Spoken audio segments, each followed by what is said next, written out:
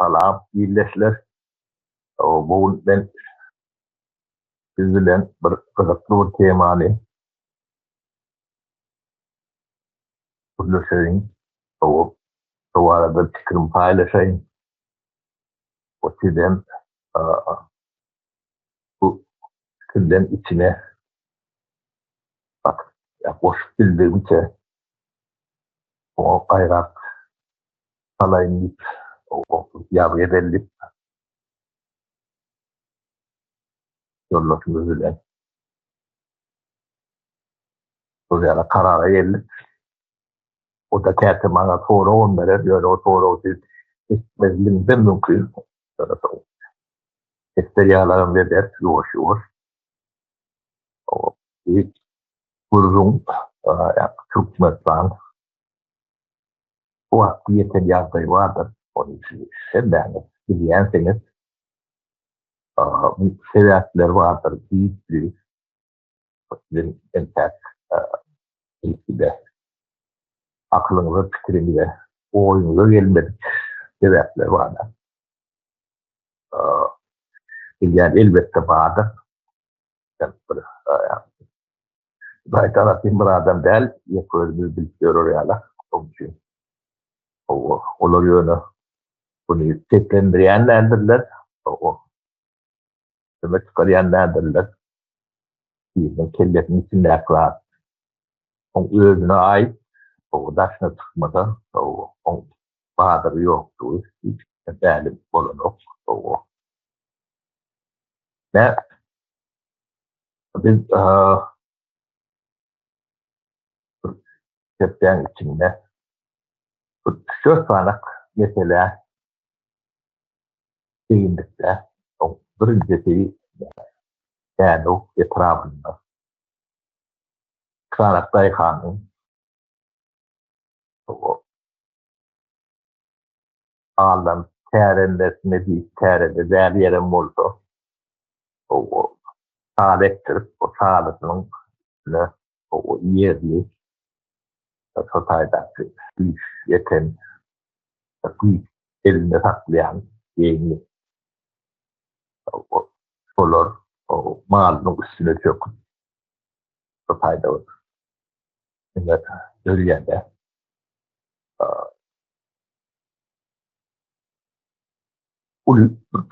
bu problema yakılır. Yani o etrafında olur. Sayfan birleşimde değerli ehli tutmasan o şey getirir. Bundan bu meseleleri sözleri birleşip ekrana çıkan son parlaktırlar, olanıştırlar diyeyim, gösterirler iki tarafın o volya yetiştirler de yönü daha doğru genç bir zat var da yani genç alın zat yani sanat değil onlara ullokan bir hiç şikayet yani ben yok hükümet tarafından güçlü koyanları elbette negatif neden var seslendirmesen o değerlim var hükümetin bu dikkatini ya da bilgili halkın karşısında bulunduk genayet ben de değerlim var yönü değerde yani Dayhan'dan iyisi bitkiye hem de bak biten bölgede yani Türkmen cemiyetinin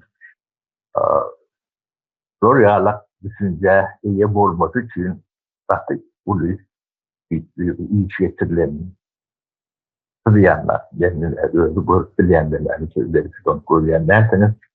Sebebi bu sezon sortu şeyle oturdu. Konuşuyor. Ne hedef olan oldu. Yani bunun durmuş oturanokta indiki geliyor.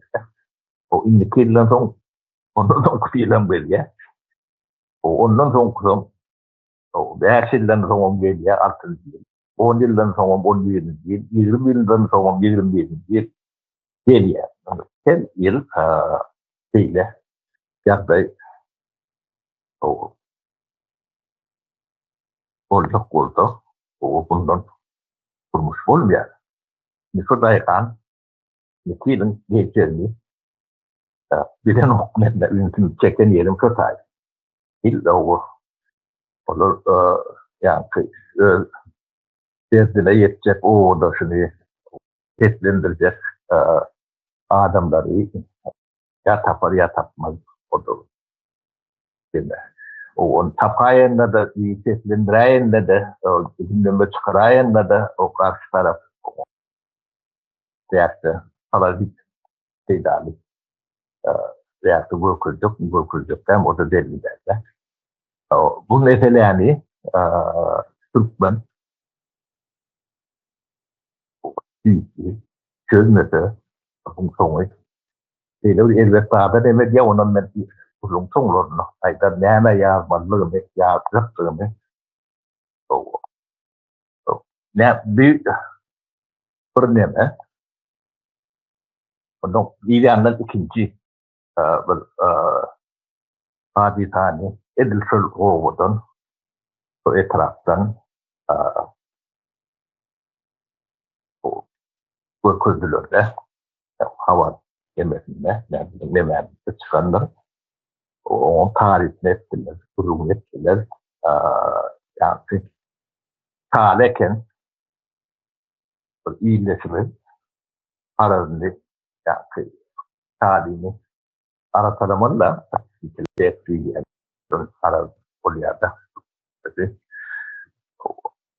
bir yani tool'unu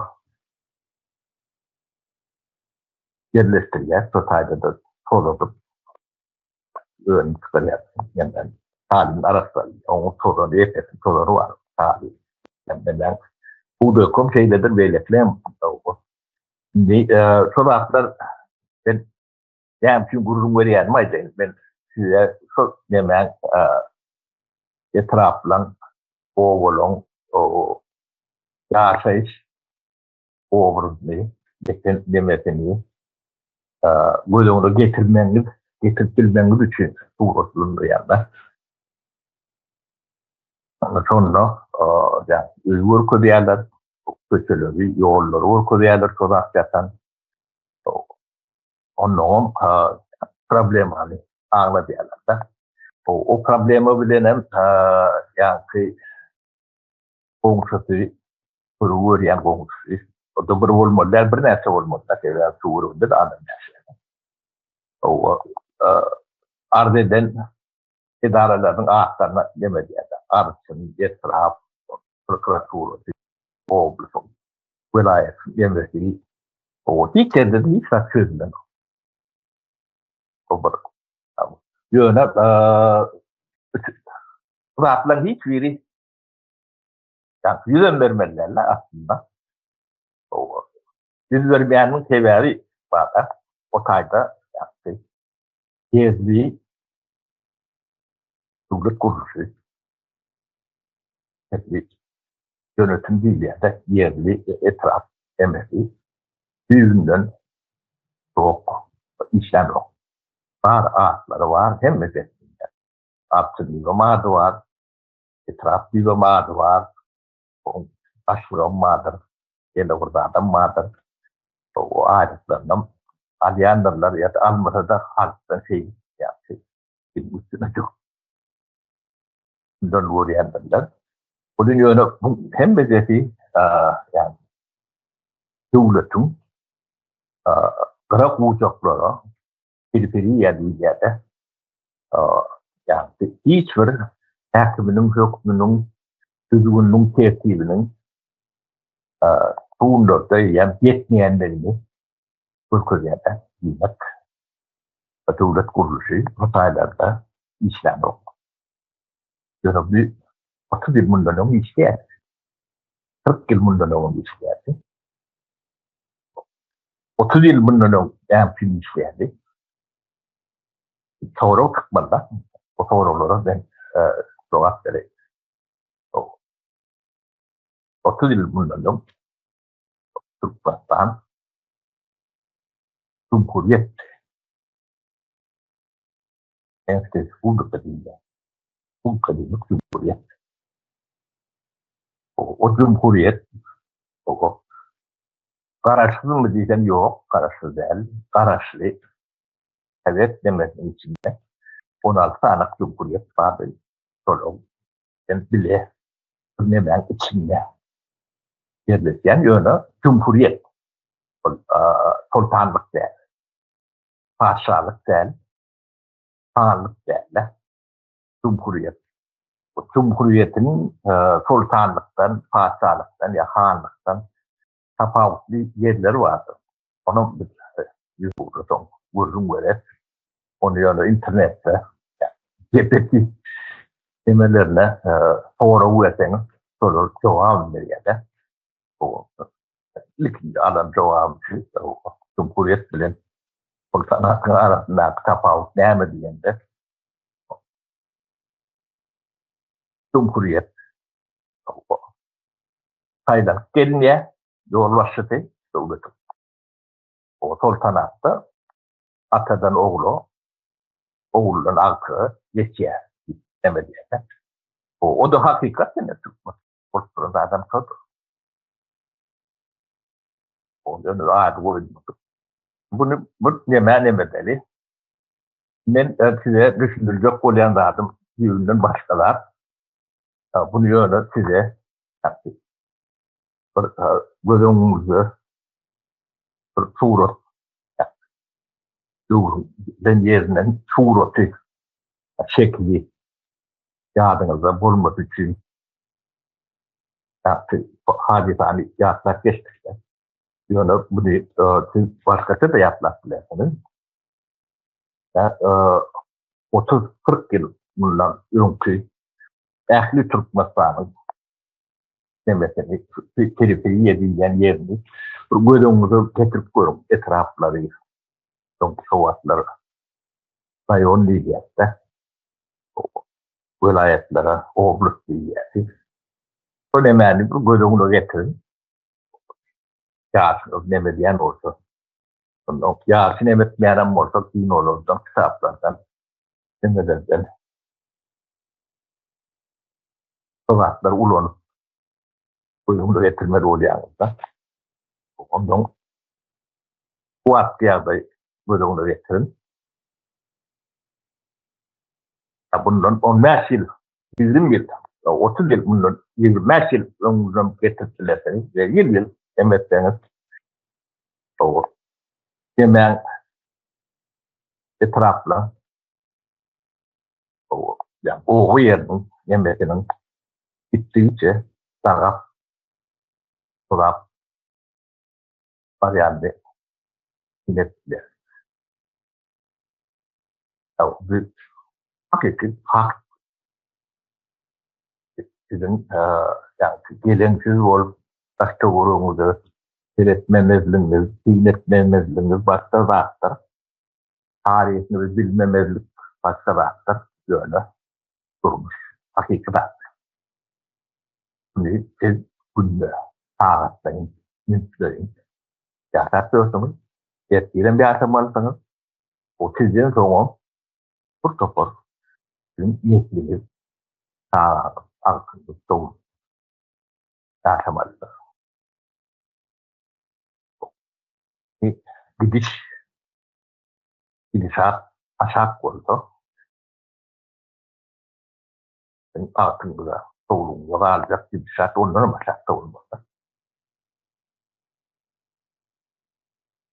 Bunun yemesi sebebi vardır. Yani,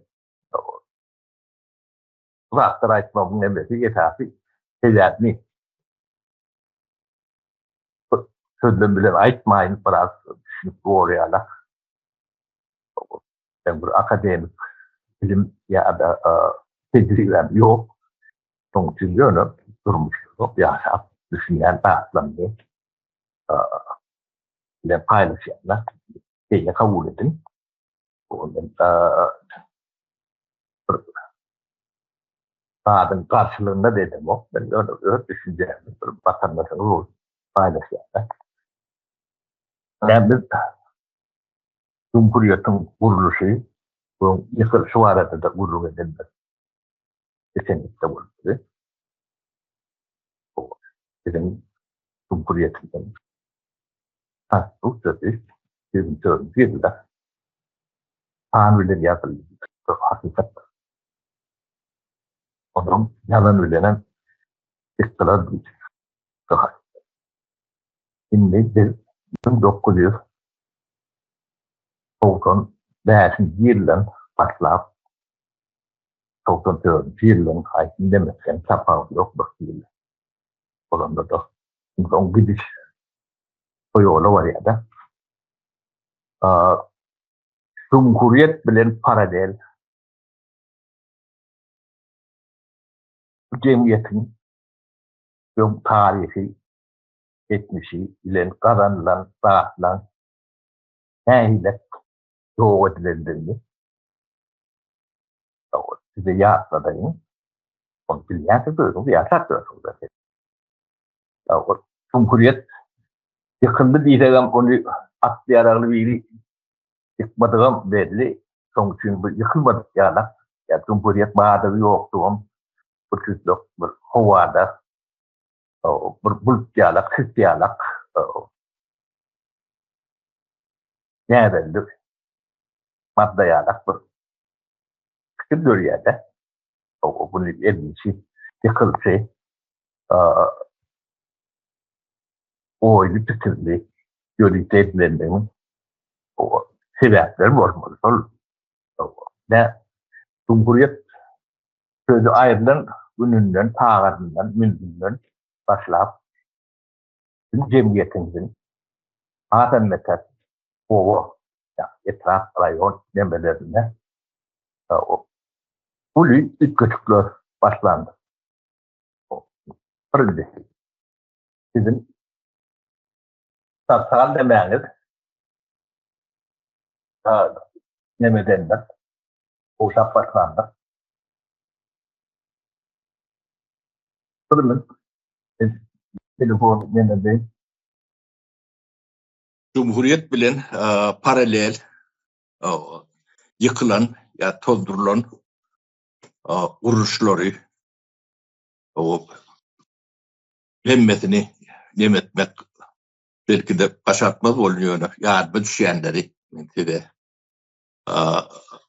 beyan edecek olayın dedim yaşap görün yağdayınıza din edip çok hakikatliğini, değerliğini gözüne getirersiniz. Ne Cumhuriyet'in yıkılması ya 94, 92 yıllara avat geliyordu. O da hiç kim resmi biz şunu yıkıyat ya ehtir yıkıyat ya ayın planşatından yıkıp başlayat deyip aydırlayan deme yok. Çok çürüm büyük. Yani bu tarihi konkret oyup bulunuk yılları oyluyordu. Bu tarihine öğrenilen haytûnun Türkmenistan Cumhuriyeti sözünü bulunmasını koyunlarını tetiklep olur, önemli edilşun biz için önemliler. O tarih bilen nemem yok. Yani şu 94 yıllardan hakan bir depin bilen göze görünen şekilde yüze çıkıp başlattı. Birinciden tatsal kömükler, tatsal durmuş düzgün yerek başlandı yerlerde. Tatsal hizmetler.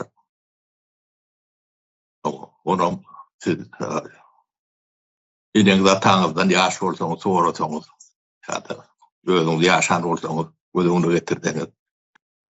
Yung ne eylekti, son ne eylek diyen demeleri deneştir, çıkarıp bilersiniz. İkinci, bilim öğretilip başlandı. Üçüncü, sağlık yetleri çok orada başlandırılır. yoğuşluk bilen hem beceti yıllardan elbetliğe nemet baryandı. 97-98 yıllarda etraflardaki validelerin poliklinikaları yapıp gördüler. Tuğutnama hükmüne diyenlerle. Onun mekteplerin içine bulun ruhnamatı, portretleri, nemeleri girip başlandılar. Bir adet okun içine girenler. Yamutay okun neme değil, onun paralel etker prezidente katam etip başlandılar. Devleti değil, prezidente. Katam devleti edilen oldu. Mekteplerde katam prezidentin adına demeli. Yoğuşluk bilen gidiyendir onun son en önemli neme geldi. Yerli dolandırış vatta raykomlara yani Sovet Soyuzu'nun Komünistik Partisi'nin konstitüsyonunun Komünistik Parti diye Sovet Soyuzu'nun konstitüsyonunun 6. statyası vatta yani en ulu yani rol parti hakkıdır deyip mant boyunca diyenler ya şu partiyan, Komünistik Partiyan hukukunu yani gücünü yatırılan günden yani raykomlar yatırılı da yani raybalkom etraf demedi yolum vardı sonum var yani şolong ya kararsız demek elbette bolunu bunun kararsız bolmasa da o bir nemede parametrede değil ya da bir ölçekte öz erkinliği vardı hakkı demedi gücü onun kontrol mekanizmi şöyle ya düzgün tertibi yönetip bilen gücü vardı. Onun ödü finansiye etmese de merkezden verilen mali terişteti şol derecede yönetme için yeterlikti de. Şu da atlan şuun bilen şu yılları deneştirip gördüm. Size şu adet Karaşlı Cumhuriyet'te yaşat gördünüz. Sonra Karaşsız şu an Karaşsız Cumhuriyet'ten Karaşsız Sultanlık'ta yaşat gördünüz. Deneştirdiniz o Karaşlı olan doğrumuz yani Sovet Soyuzu'nda değişli olan doğrumuz o Karaşsız Sultanat'ta olanımızdan kan kovdur.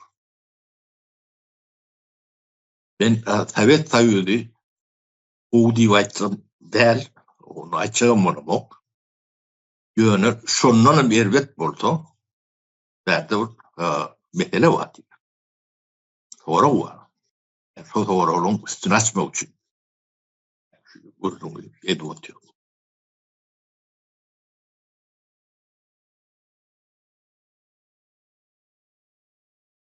Ama ne yapayım yervet?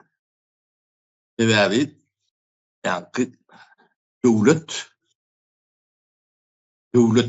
ediyen kuruluşlardır. Devletin kuruluşudur.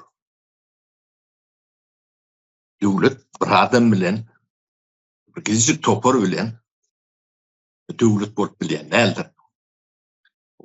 Yani adına alan kuruluşlarımız var. Ne yerli, bulunmuş değil de. Etraf oluyor da. Sol devletin kuruluşudur. Onun bir punktası vardır. Bu yalnız etkinliği, etkinsiz ya da efektif değil uğrunda ayrı uğrundur. Onun üstünde ayrı tin uğrun edilmeli. Wat yöne yani devlet bolması için bir topar kuruluşun taat diyalak işlep durması gerek.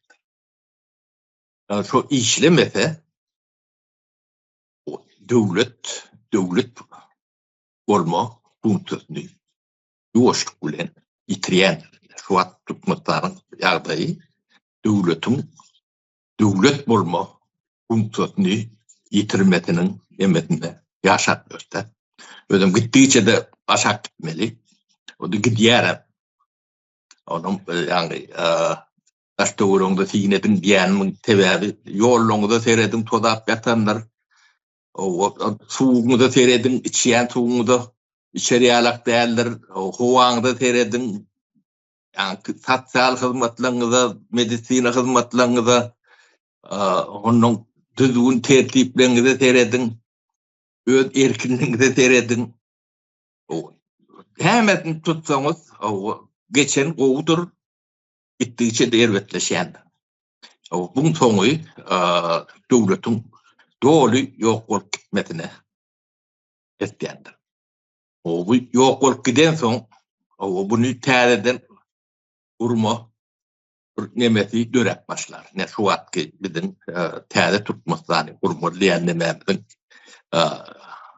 büyük nemesi şu çöküşü bir yerde taklap bunu normal bir devlet nemesine getirmek. Şu bizim sabahımız başa varmasa o iyi yandan yağmurcuğunu aydık veren iyi yandan ne Suriye'de volunteerleri demedeli ne Suriye'nin terörden kuracak deyip işit yani terör grubu var demedi. Şol devleti şolor terörden kuracak deyip ne şolor yanak on adi işit bolor, pişit bolor, başka bir zat bolor yöne şolor yanak demeler. Gel bir devletimiz dikelecek diyemeleri kaçınılmaz. Şu an biz şu olacaklardan ön yanındaki baskıncılığında durur şu an. Son için ne kurucu meclisin kurulmasının büyük sebebi şudur. O Milli Halat Ediş Komitetin dörüdülmesi şudur. Bundan anarda siz cemiyet yüz urcak demesi yani cemiyetin içine çıkacak deme eşit tipli formalı bir topor grubu adın değilek demeden bu da tapağı yoktur. Devleti o şolar olacaktır. O değilek devlet olacaktır. Ne o vatana tevetleri görüp. Ştaýda Sapar aga bir gysgaça aýdanlaryňyzy bir gysgaça bir sözleme sygzdyranda ya bularyň indi öňünde iki seçenek bar. Ya parahatçylykly ýol bilen häzirki gurmak isleýän gurucu mejlisimize tapşyrarlar ya da aýdyşyňyz ýaly şu gan döküşükli ýol bilen gider. Şeýle diýip bilerismi? Edil üstünden vardın. Abdurrahman eke o savul ben neme kaptanımda ya gepleşiği bile alıp barayan arkadaşımız var. Onu ben yaptadık için. Onun tesini siz eşleyen derseniz yani eşiteler kovur yank sorun katı sorun. Yok eşitliye. Yine biz şu batığa gittik. Yankı Cumhuriyeti yemçü yıktılar. Bilen mesele soru var da. Yani o sorudan ön başka bir önemli dağda üntümü çekmedikleyen 90'cı yıllarda 91'ci yılda Sovyet Sovyeti yıkıldı ve diyalog cumhuriyetlere ulur kapatıldı da o neyle kapı yani birinciden karşılık verdiler. Biz onu hiçbir yani uruş yani güç sarf etmedik. Onu kim näme diýen bolsalar ýalan sözlendirler. O ýöne dargady. O dargan soň her kim öýde bilen bolmaly. Onu biri urşuwallyk, görüşüwallyk diýen bolsa ýalan söz diýen. Evet taýýody. Ya Türkmenin görüşü bilen yıkılmadı. Onu birileri görüşýärler elbette bolýar. O Türkmenin ya goşandy bilen yıkılmadı diýdi has dogry bor. O şo yıkılanna bize ya ulu kapaçyly siyasi reform etmek üçin, iqtisadi reform etmek üçin, o hukuk reformlaryny etmek üçin bir pursat görüpde hem nöküşçünem görüldü. O yakın tutmaktan üçin de beylekler üçin. Bu pursatı ulan bilen demeler dine 3 tanak 16-15 içinden 3 tanak Pribaltika döwleti boldy da. O siyasi reformany etmek näme üçin gerekdi? Iqtisadi reformany geçirmek näme üçin gerekdi? Hukuk reformasyny geçirmek näme üçin gerekdigini düşünde durýar. Siyasi reformany geçirmek hökmanydy. Hökmanlygyň sebäbi Sovet taýylyny Kommunistik partiýa nimetiniň aşagynda ýöretilýärdi. Bu siyasi kommunizm siyasi nemeti o kommunizm nämedigini men tide ýa-da sağalar lekde beren ýalak aýdyp demede oturmaýyn arada edebiýatam kendir. Bilgem kendir. Şo Kommunistik partiýa idare edýärdi. Kommunistik partiýada da bu demokratiýanyň ýygy kokusy hiç tadı ýok. Nämedigini bilýärsiňiz. Ikinji iqtisadi reforma näme üçin etmeli? Iqtisadi reforma Sovet taýylyna döwlet teýçiligindäki iqtisadi etmeli. 100% tembelet döwleti değiş. Şonu şartiyet teýçiligine bu badyr iqtisadiýatyna geçirmek üçin iqtisadi reform etmek. Ýa-ni döwlet teýçiligine hem plan we iqtisadiýat diýilýär, plan we ekonomika. Planlaşdırış nemedinin içinde yaşap görün. 70 yılda yaşap görün. Bu cumhuriyet. O karşıdır morsak biz cumhuriyette. Cumhuriyetin hemme formaları, strukturaları mevcut var. Onu yönü siyasi içinin mazmununu ütgötmeliler. Şu siyasi reformu diýilýän nemedin büyük nemedi şol. Bu strukturat, yani devlet strukturatı dünyanın köp yerine ütgöşürak yerler kendir. Yönü şekil boyunca, schema boyunca diýende meňdeşräkdir. Ben Şwedde bilen deňeşdirýände şo taýda da etraf bar. Etrafyň aty ýöne ütgöş kamuny diýilýär. Vilayetim var. Lön diýilýär. Len diýilýär. Lönler, len. Dur, ýa-ni vilayet emedi. O ýön içiniň mazmuny ütgöşüklüğün emedi ýa-ni olaň erkinligi, çözüp bilýän parametr nemeleri ýeňiş. O erkinlik bar ýöne. Hemme jeti insoňy umumy bir döwlet demetiniň içinde yüzden uğrak, 200 uğrak kamuny var Şwedde.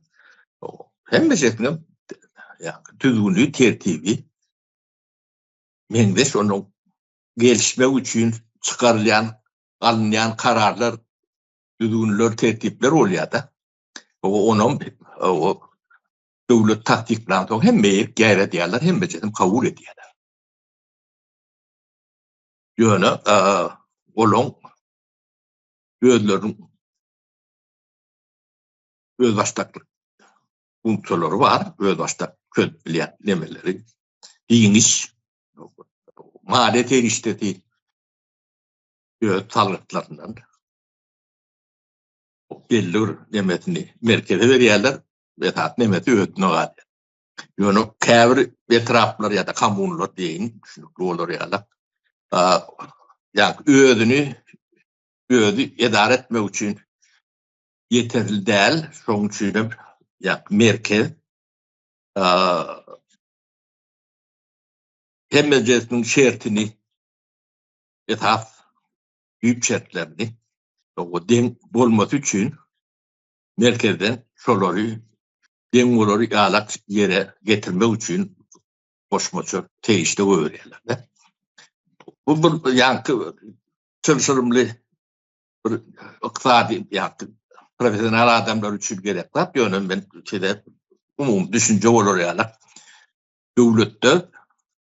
Döwleti ýöredýän döwletiň guruşlary ýa-ni düşünjek bolýanda.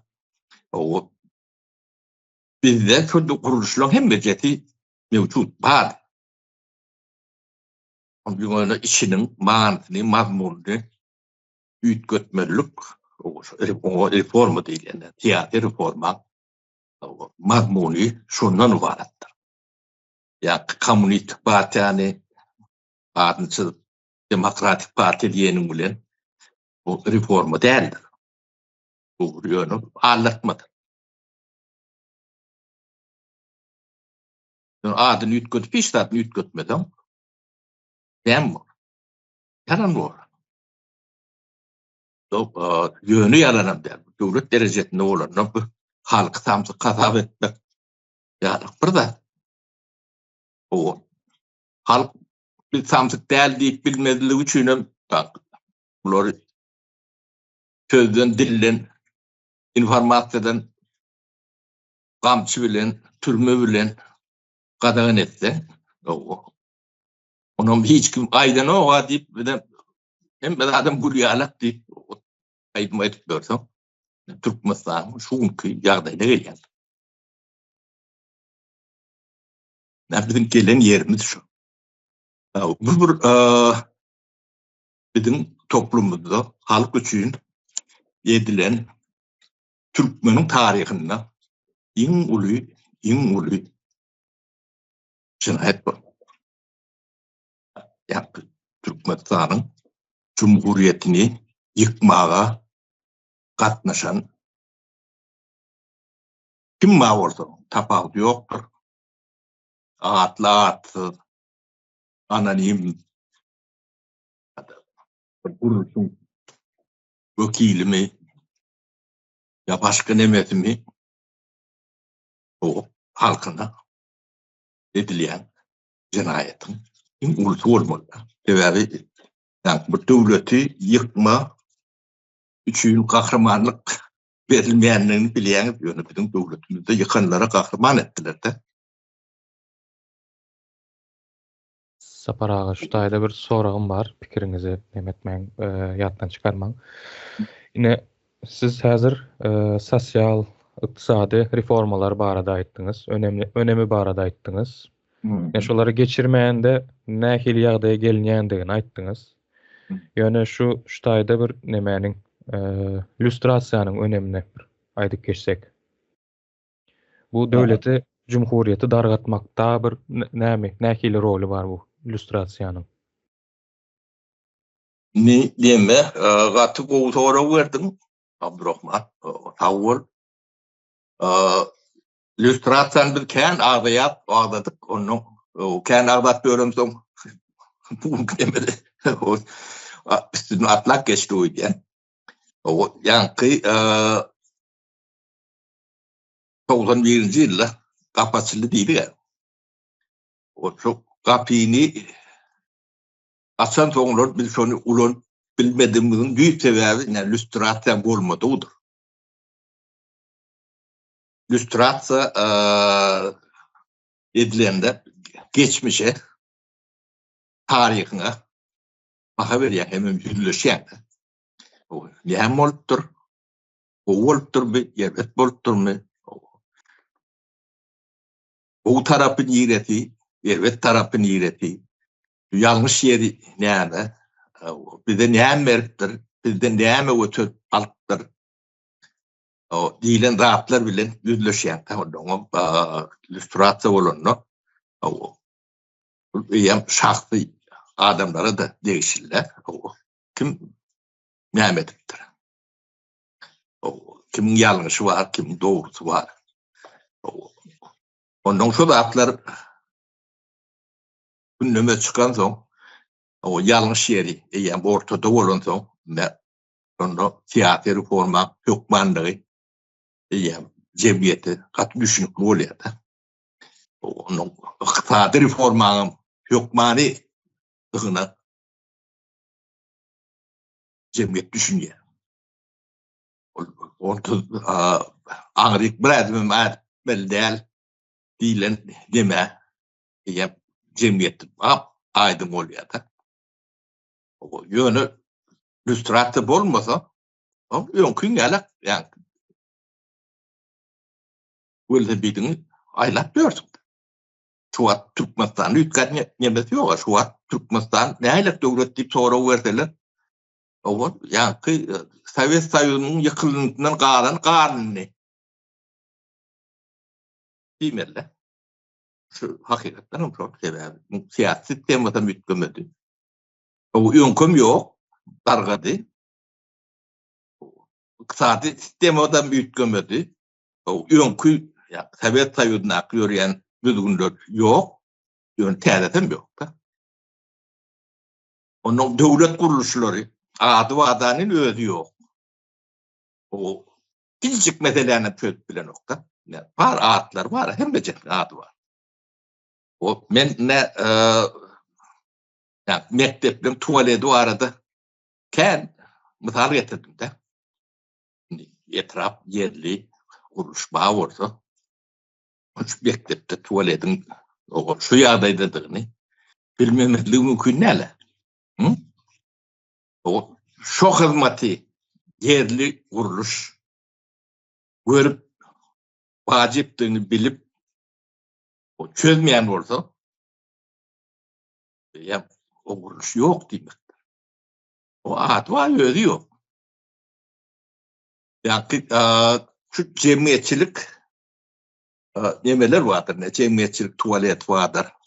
Başga da jemgyýetiň toplanýan ýerler vardır.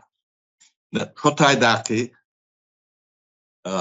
düzgün tertip, medeni derece, bir milletin medeni derecesidir. Şoň üçin medeniýet tuvaletlerden başlaýandyr, jemgyýetçilik tuvaletlerden başlaýandyr diýip aýdylýar. Bu da hakykatdyr. Bunu bilmeňiz üçin Japonya'da tuvaletlere seyredip görün. Norvegiýa'da tuvaletlere seyredip görün. Şweýçarýa'da tuvaletlere seyredip görün. O tuvaletleri şu köpçülük demesinde ya ulanlayan yerde medeniyetin bar yeri devletin öten yeridir. Öten devletlerde olyandır. O şon derecek neyse pes varsa şonça da ya gidip revidet görmeliler. Tuvaletine girip görsen hem merak görünüyor. Son aydan neydim? Ben üntümü başka yerik bölüm ağışlan. Ben Ayçak olyan zatlamın kaptandan geçip gittim. Abdurrahman. Yok. O kaptal değil. Asıl aydılmalı adam şol. Yani bir guruluşu, yani yerli vekilçilikli häkimiýet var, öz-özünde dolandırış edaralary var diýip özlerçe fasat kurýarlar mecliste. Ondan soň sizin aýdanlaryňyz hem şoňa gawat gelip durda. Ady bardy, özü ýok. Yani eger bir cumhuriyet bolan bolsa, näme üçin şu zatlar işlenokdy? Bunu yani Cumhuriyet'ten ortanata taraf karar şu olmalı. Bunu hiç kim kidi yani haklı, hukuklu etcek bolup özlerine heykellik mediler. Özlerine Türkmenin başı ya da arkadağı diýdirmediler. O sidi hakty, hukukty içe kol etdiler. Şu wagtky Türkmenin emeti ady goýulmady. Sultanatdyr.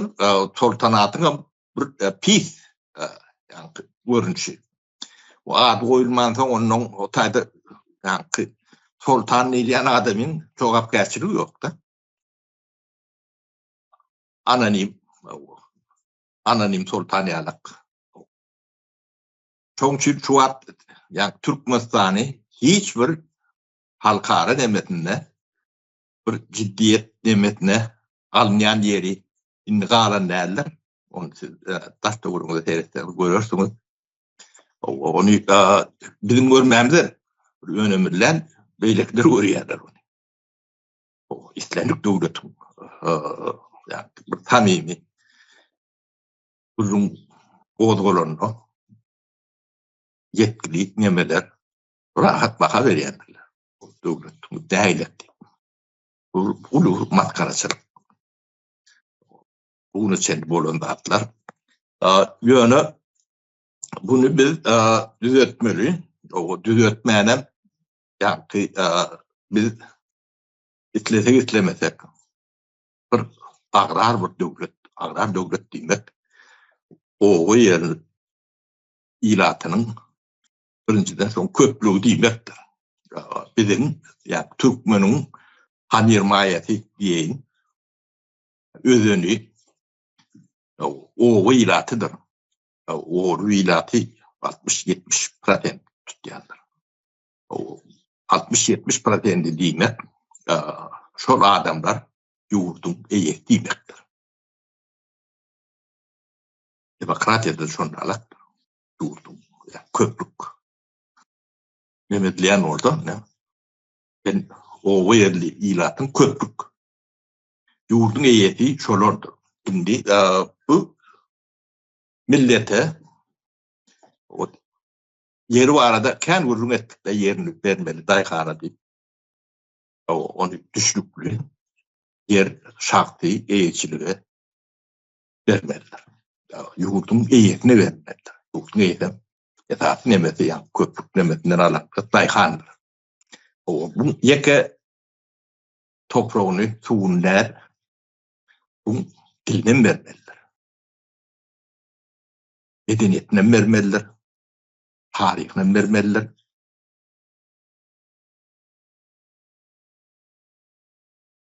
Galada erkinligine bermeliler. Şu zatları bermän Türkmenistan döwlet bolma nemetine ýakynlaşmak mümkin däl. Urmuta beýlede durdy. Bizim ýanky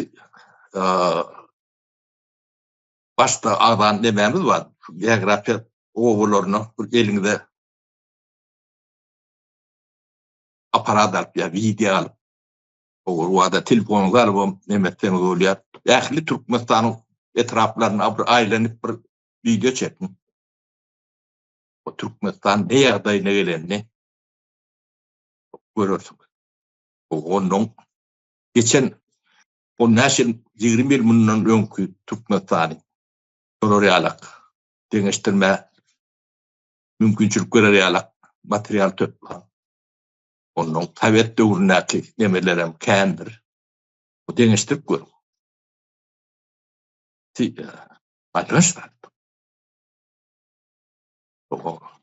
Men dilden bermelidim bolun käbiri geň öğrendirler. Dilini bermeliler. Dilini hem çünkü. Dili ağlayan ben. Dil vay olman, fikir vay olup bilýänderdir. Fikirler vay olmanam. Öňümçülük ya başka bir zatlar. Evet, mümkünlerdir. Ýöne Türkmenistanda bir başka da problemi var da. Türkmenistan goýuňy getirip görseňiz, orta arada çöl. Halkym tarafında yaşayanlar. hal üçün Aşgabatdan Daşowda gitjek boldum 550 kilometr çölüň içinden geçip gitmeli. Aşgabatdan Çärjowy gitjek boldum 700 kilometrden uğrak. Maragydende ýene de Kırsallyada dağ eteginden yol vakit bolýar. Ýöne Mardan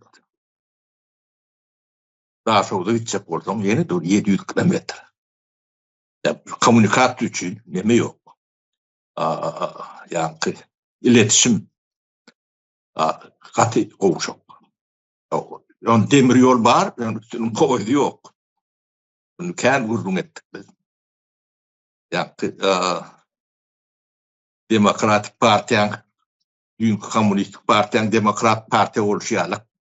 Onçuk mutalifin memeleri. O mutali, nirek vardan sonralak portrondur. Aeroportlar var, samolyot uçan. Oteller var, içi boş. Şehir uğrayanlar onun içi boş. Hem yerim sonralak. Bu ne için ediliyor? Düşündürüşü yok da. O düşündürüşü bir yerlerde var. Onu ünlü yapıyorlar da. Ünlü derip yapıyorlar. Yani düşünmediyorlar. Halk öcük nemet durmasın deyip takna oynamalılar. O taknadan bire bile yani ağlan deputatlan Abdurrahman siz Türkmenistan'la saylaw bilen deputat saylanandy görüp müdünüz?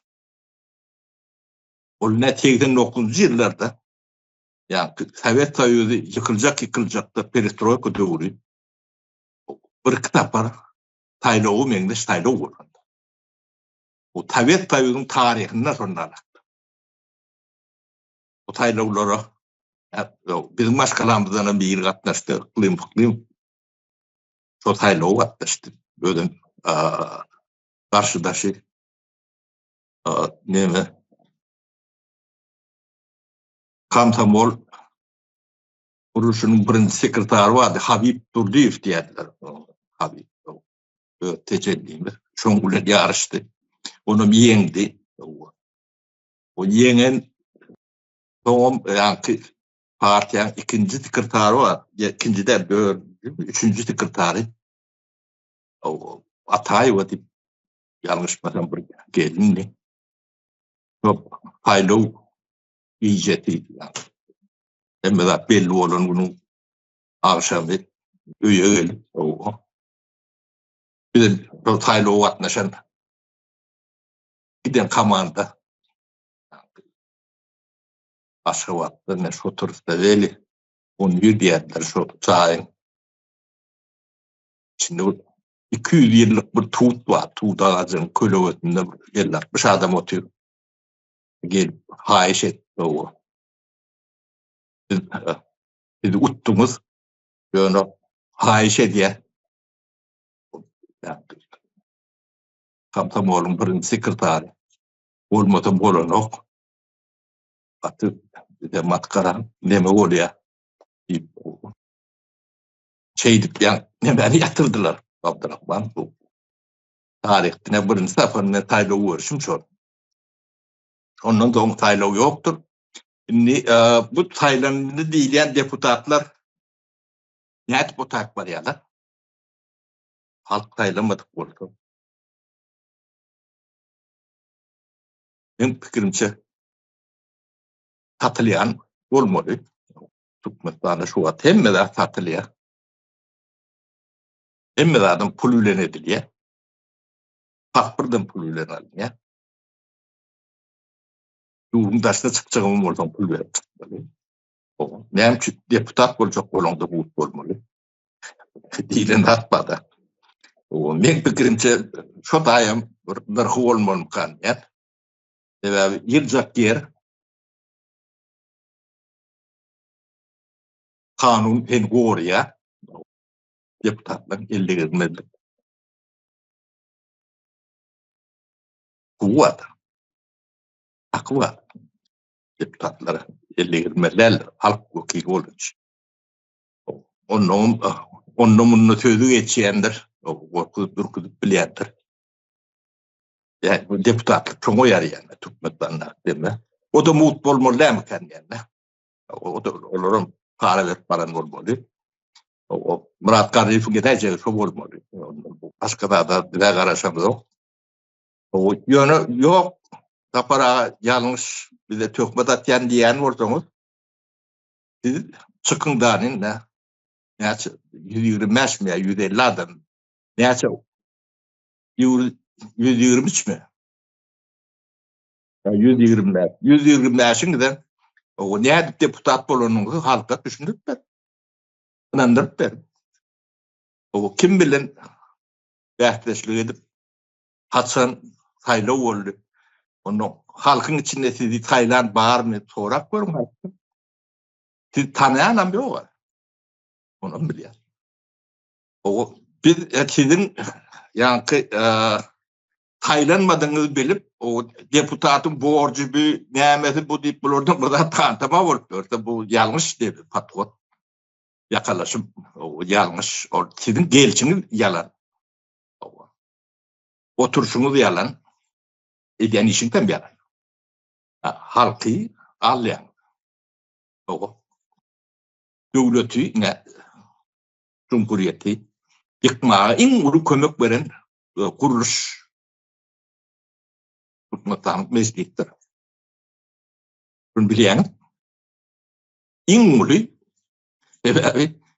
devleti şolatlardan saklamalı, korumalı, yonalmalı, gündeme çıkarmalı, kanun nemetmeli. Ona devletin en esası tütünü. O da yalan.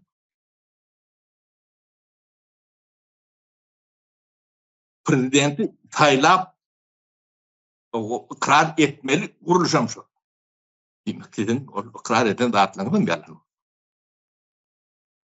O yönü siz kanun çıkarttık deyip köyünü kanunları nemedi. O 100 binler adamlar türmeden geçirip otuyorsun. Onun ticarete uğrutturulur da. Pullu. Türmen içinde aylanayan pul. Yani türme sistematı. Bu korku sistematı değil ya da. Korku sistematının içinde aylanıp duran pul. Yüzler milyonlar pul aylanıyor.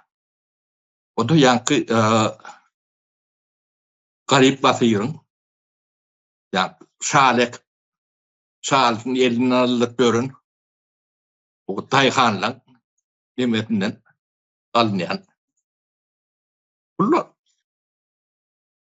Ne çocuğa da oğluna biz kosta çıkmadık orada. Şöyle oğlun türmeye gidiyordu.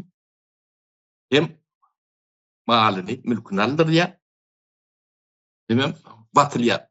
Ben kakım var başağa. Bir halta buğday için Stalin'in uğrunda Sibir'den çıktı. Buğdayın böyle buğdaylar.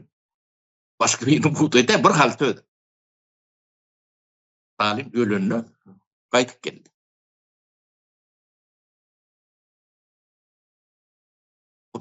Ruhat bolayan da adam fırındalı. Değil mi? O atlar ne eylem oldu? Bir yani düzgün nimeti var da. Yanlışım oldu. O at diyorum yani keyfi tutanın üstüne çok geldi. Ama sapara gowy mysal getirdiniz. Ine şu taýda men ara girerin.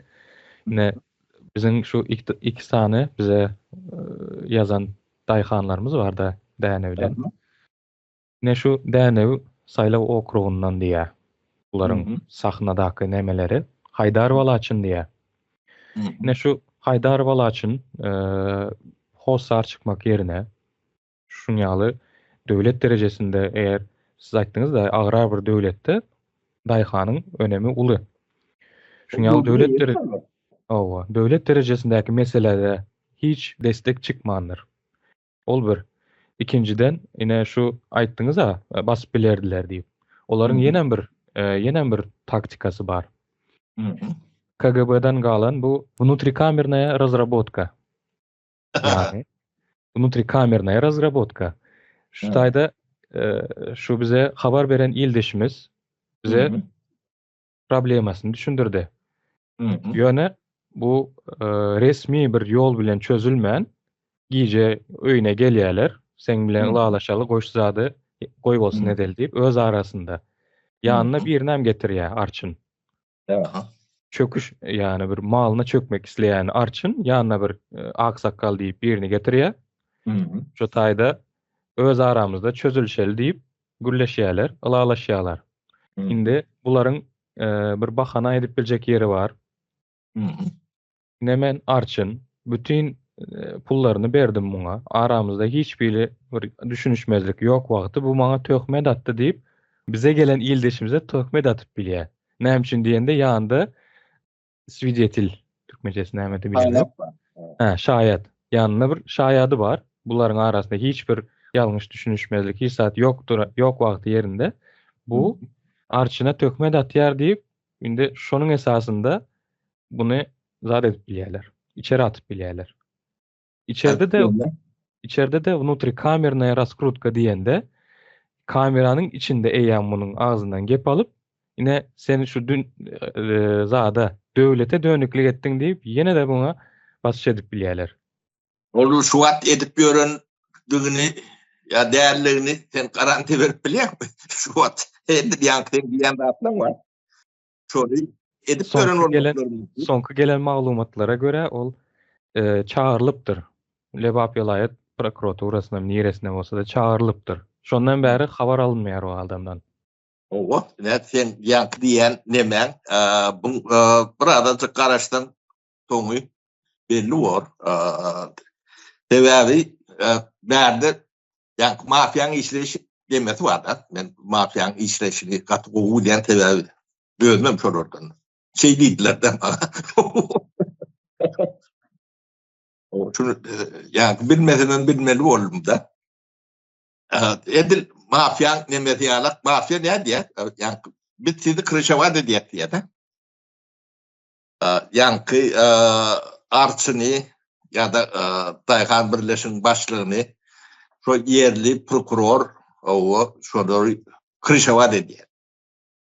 O sizin toňuňyza tokdyjak adam bolmaz.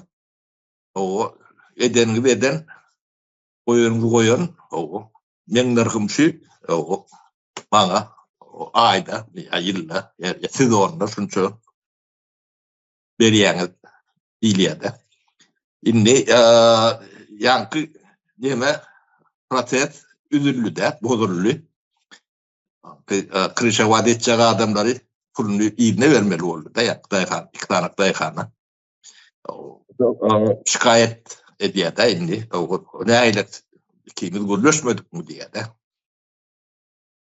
O ikiden ýeki o dol iki adam näde? Olar ýaly ýene de onlar çötüp wadyr, belki de ýüzler çötüp wadyr. Respublikanyň içinden 100 miňler çötüp wadyr. O hem bir ýerde de ýanky proses mafiýa berdi mafiýa. Mesela Afrika'da da şonlarla, Türkiye'de de şonlarla, Türkmenistan'da da şonlarla. Ortaýetde de şeydi işleýär.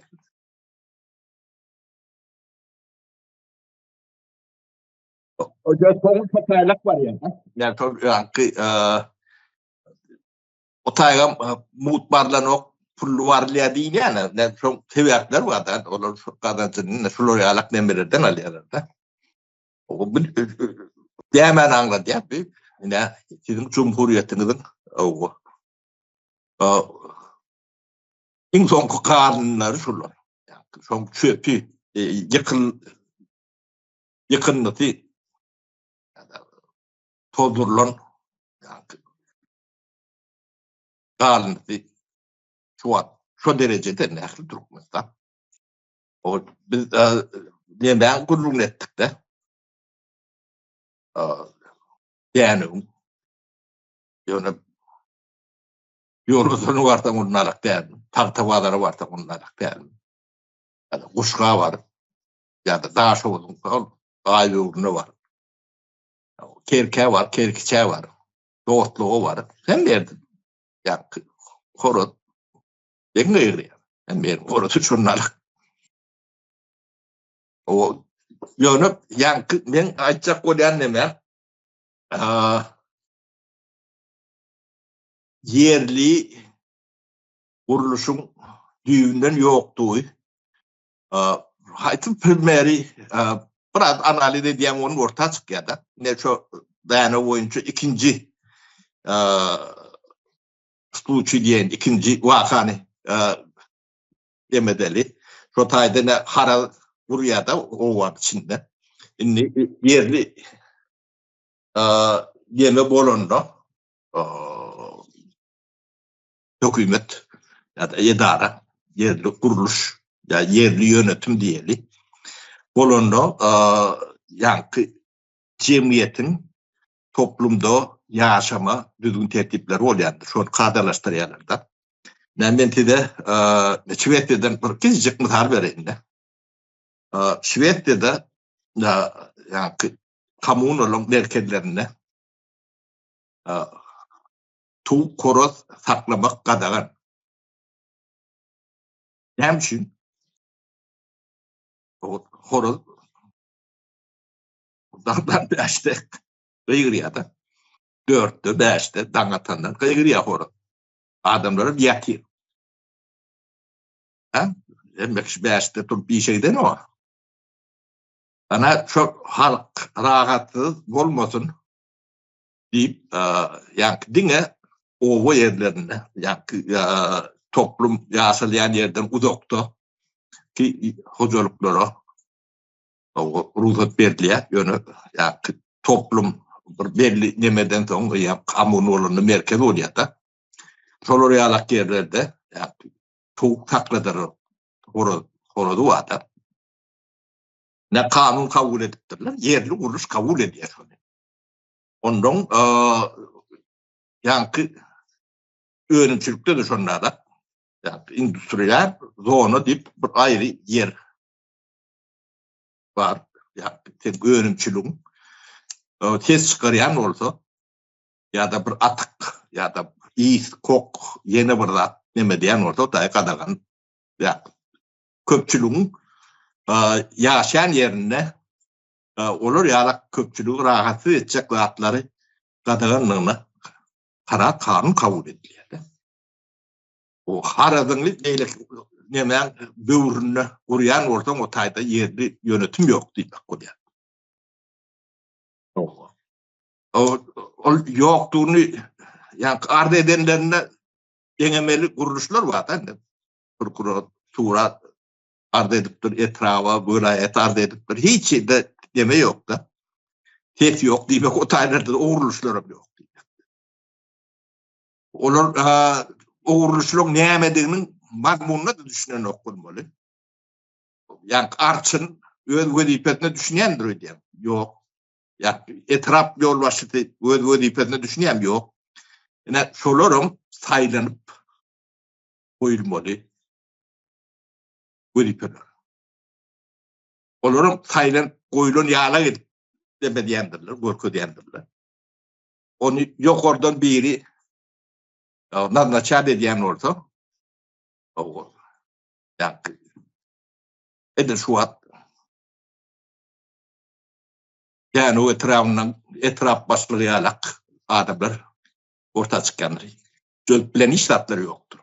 Çözün de atlarım yoktur. Bundan ayrı çocuk da atlarım yoktur. Yine de ben mektebin nimetine geliyorum.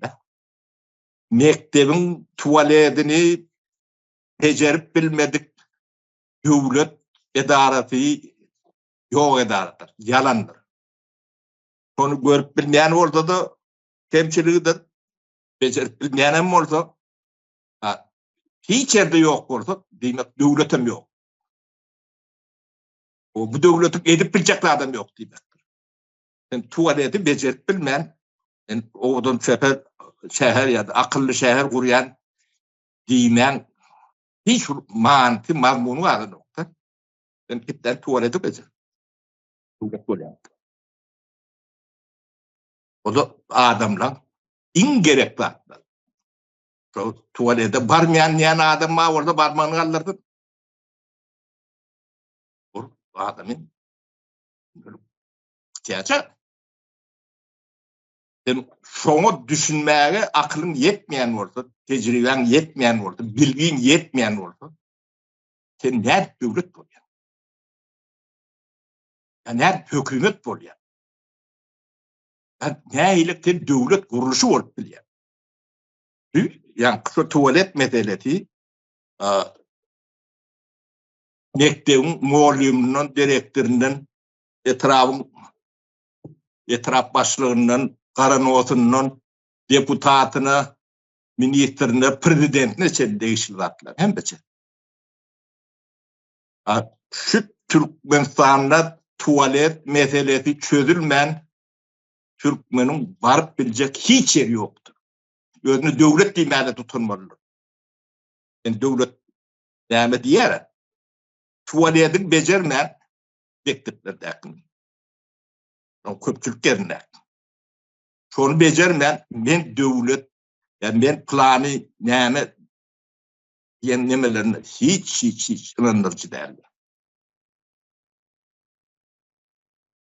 Çok bilirmese, blok deputat demesem, beylik demelerim, hem mecenin yalanlarının demektir. Muhtamalardır. Yani, başarılarlar, yani, 125 deputat, halk vekili.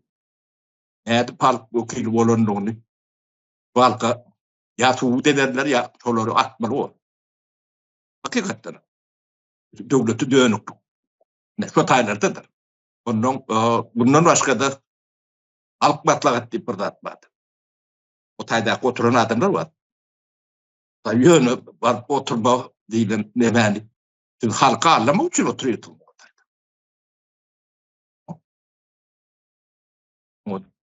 Bu yalanı cevap verecek değil mi?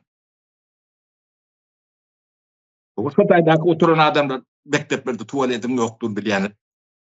Ben yankı demeli katı kişi deme bağlayanlar. Düşünüklü ortun diye bağlayanlar. Başka da hatlar bundan ümmetir. Ümmet küçücük. Yankı bir akıl huşu kamillik yaşına yeten adamın düşünüp bilecekler atları rondon aydanında tuvalet. Öyle hem bekçi ulun bölündü. Ulunmayan adam yok. Awa şunyaly iň kiçi örnekler bilen adamlara pikirlenmäge çagyrýasda. Şun sebäbi beýleki uly zatlaram bar. Ýöne şu her gün gündelik görüp bilýän zatlaryna bir azyrak pikir göresin adamlarda diýip kiçi örnekler bilen düşündirjek bolýas. O dediğin eştirsen düşünüp bolýar da. Ne demek? Suat ne Avrupa'daki ne İspanya'daki yani tuvaleti. Korkulu yerlerde. Yani cemiyetçilik yerine tuvalet. Köçede dur. Adamlar geçip göründe mi? Orta arasında dur. O tuvalete giren içi gülüyorlar. O işi bitiriyen ne diyen tuvaletten çıkayan tuvalet kapısı yapılıyor. 2 münde, 3 münde. Yani içinde hem de adı tereden yuğuluya. Yani işte neme napor neme bile. Tamam yine de yonkusuyorlar. Açılıyor kapı. Tertemiz. O ilan yeten yerlerine derecelerini demetecek oluyorlar. O Japonya'da tuvalete girip görüp. O ya da internetten yazın Japonya'da tuvaletler ne ile işliyor.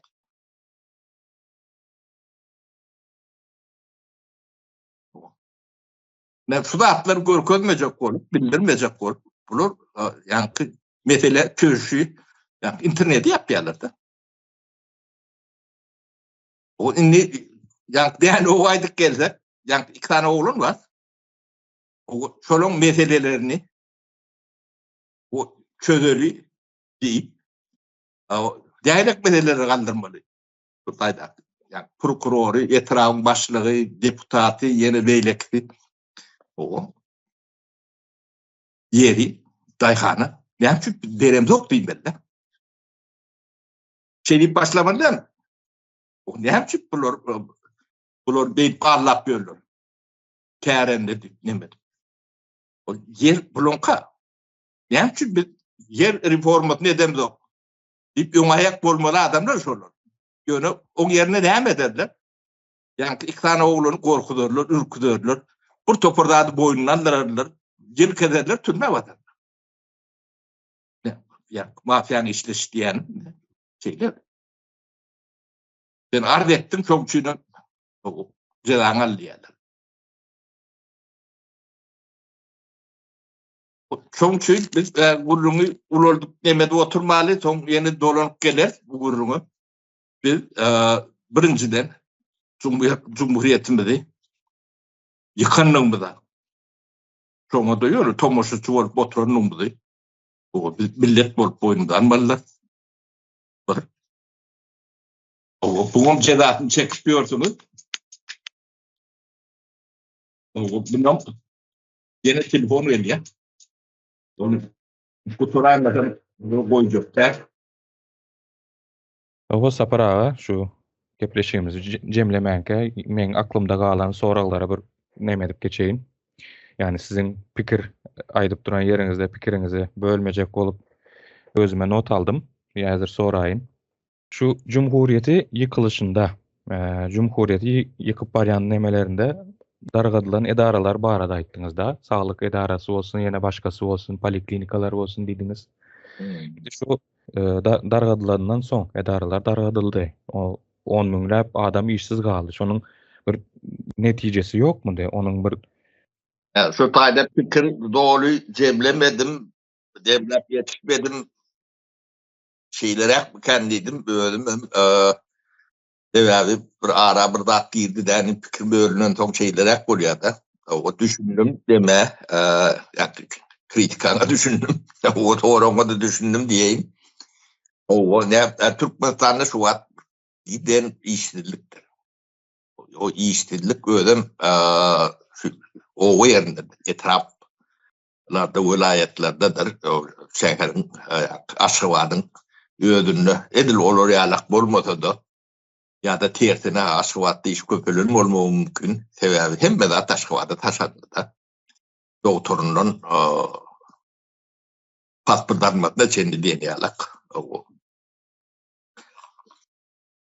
Yönü şu işsizliğin birinci denen muhtari kartı urulur. Sizin çak edişinizden urulur.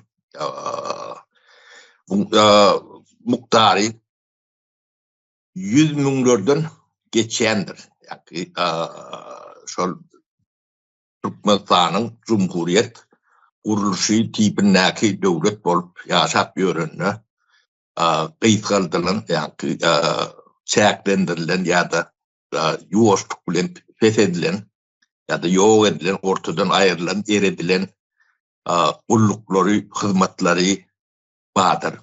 O ullukların hizmetlerin yan etkileri vardır. Yan misal için keselhane olsa, banliste olsa o banlistan içinde giden bir teknik personelin bolýardyr. O teknik personelin yanına yeni de bir yan nemet bolýardyr. Bunun bir etkisi yani multiplikatörün ters akım nemeti yalaktır. Yok edilen, yani eredilen yani Cumhuriyet kuruluşunu bolması hükman o öden bolon kuruluşlar vardır. Ne sosyal üçüncülük kuruluşu. Bu giden sistemadır. O ikincisi sağlık nemeti. Üçüncüsü okul yani yok edilmede de yok edilmeyen beri yanı getirip kıyıt kaldırıp moğlumlu saatlarını azaldıp karat finansiyel niyetini fethedip okulu yok dereceye getirmek nemeti vardır. O tayda da adamlar yani iş yerleri kıyıt kalıyordur.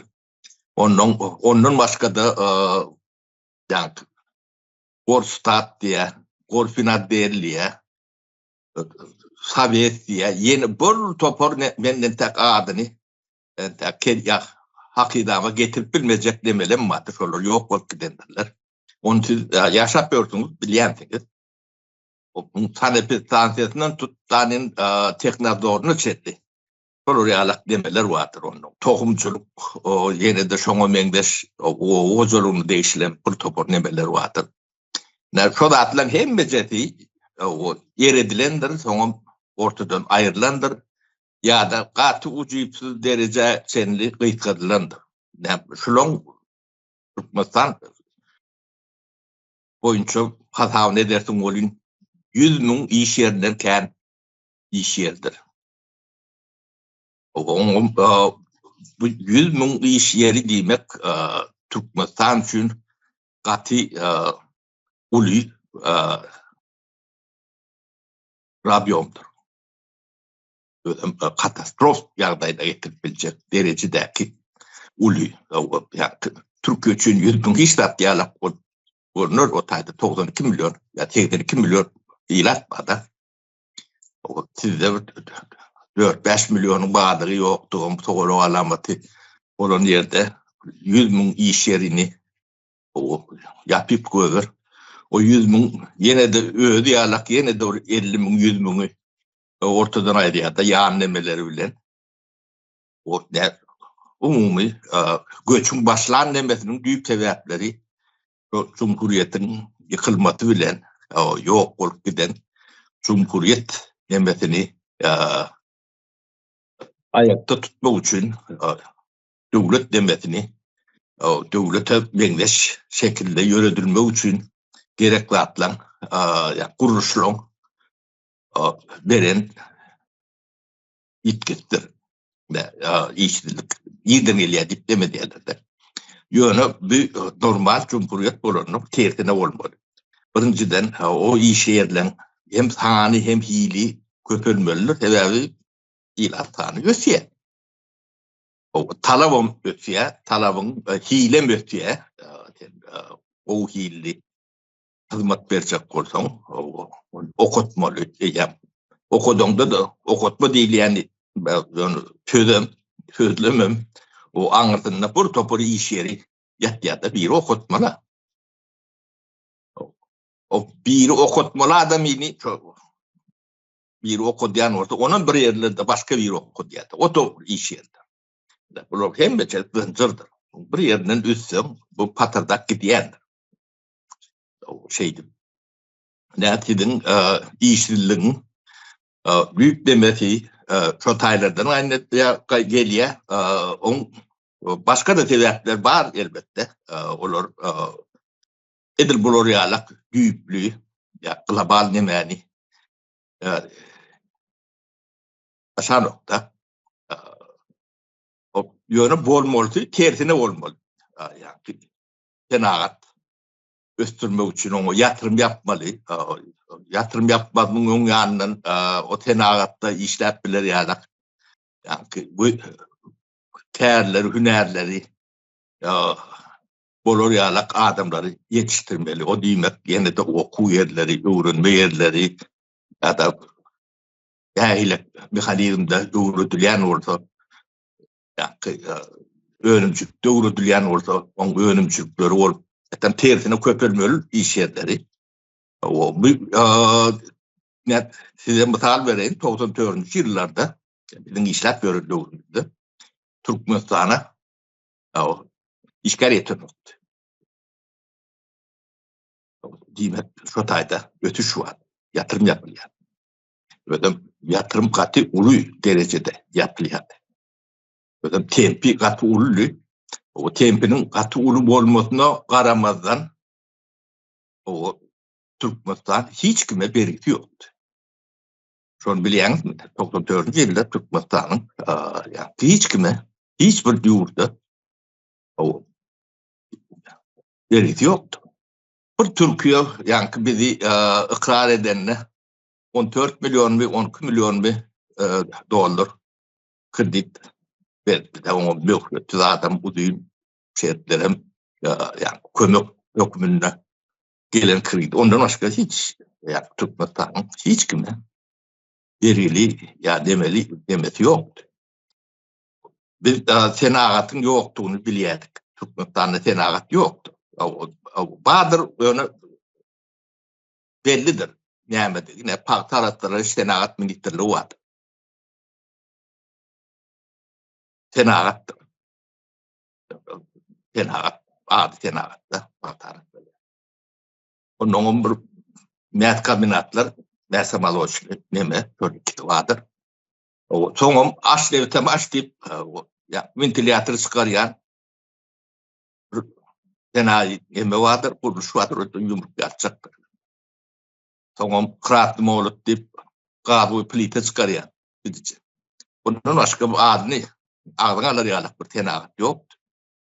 Bu tenagaty täzeden döretmek. Giden ýatyrymlar ýatyrmaly. O bir katken ýatyrmak. On tek tanak tekstil fabrikasyny talandy. Kanada'da ondan başka da katken şu atlary ýarmady düşünýär. O şunala golunda iş.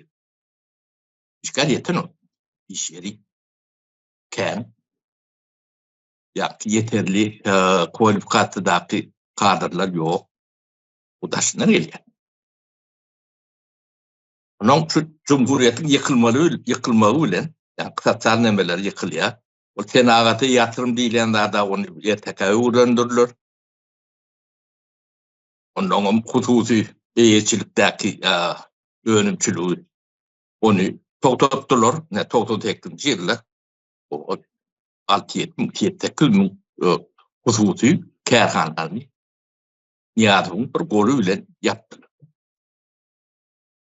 İşsizlik. Olma näme boldy?